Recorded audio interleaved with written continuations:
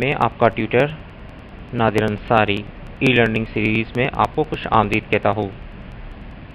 मेरी जो e learning videos की सीरीज़ का मकसद है मल्टीपल लर्निंग फ्राहम करना।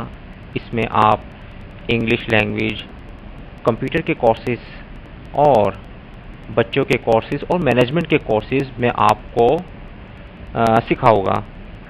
अगर आपको कोई भी किसी भी चीज़ में प्रॉब्लम होती है तो आप मुझे मेल कर सकते हैं, तो मैं आपको वो वीडियो बनाकर अपनी ई लर्निंग साइट में रखूँगा, तो वो आप देख सकते हैं।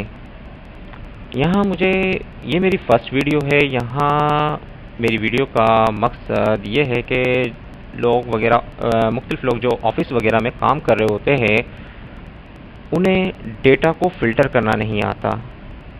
यही वजह है कि मैंने डेटा को फ़िल्टर करना अपनी फर्स्ट वीडियो रखा है कि किस तरीके से ऑफिस वगैरह में लोगों को हेल्प मिल सकती है इससे वीडियो को यूज़ कर। इसमें सिंपल मैंने ABC कोरियर कंपनी एक है, उसका एक सिंपल सा डेटा लिया है जिसमें वो सेंडर है, एक फील्ड यूज़ हुई है और एक रिसीवर है, सर्विसेज है, कंट्री है और प्रोडक्ट्स है।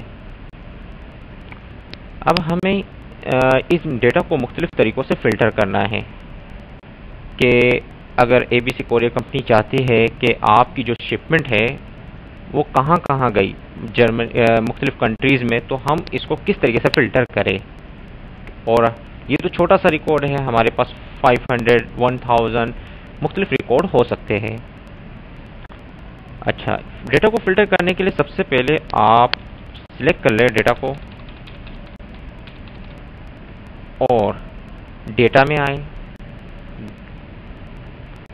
इसमें आपको ऑप्शन मिलेगा फ़िल्टर का और इसमें क्या है, ऑटो फ़िल्टर। ऑटो फ़िल्टर पर आप क्लिक कर दें तो ये आपके पास एक एरो का निशान आ गया। अब इसमें मुख्तलिफ फील्ड्स के में जो एरो के निशान है, इसमें हम डेटा को अपनी मर्ज़ी के लिहाज से फ़िल्टर कर सकते हैं। लाइक मुझे अगर डेटा ये देखना है कि मेरी जो यहाँ से जो ABC कंपनी की शिपमेंट है वो जर्मनी में कितनी बार गई, तो हम सिंपल क्या है, एरो पर क्लिक करके जर्मनी पर क्लिक करेंगे तो हमारे पास पूरा रिकॉर्ड 2 रिकॉर्ड आ गए। जर्मनी में 2 रिकॉर्ड गए। अब हमें अंदाज़ा हो गया कि क्लॉट्स गए और डॉक्यूमेंट्स गए, कौन कौन सी सर्विसेज है और सेंडर कौन था और रिसीवर कौन है। यानी कि आपने देखा कि कितना आसान है डेटा को फ़िल्टर करना एक्सेल में। मैंने ऑल रिकॉर्ड्स कर दिए तो हमारे पास तमाम रिकॉर्ड्स वापस से आ गए। अगर मुझे ये मालूम करना है कि सेंडर जो कि खालिद है उसने कितनी शिपमेंट यहाँ ABC कोरियर कंपनी से भेजी,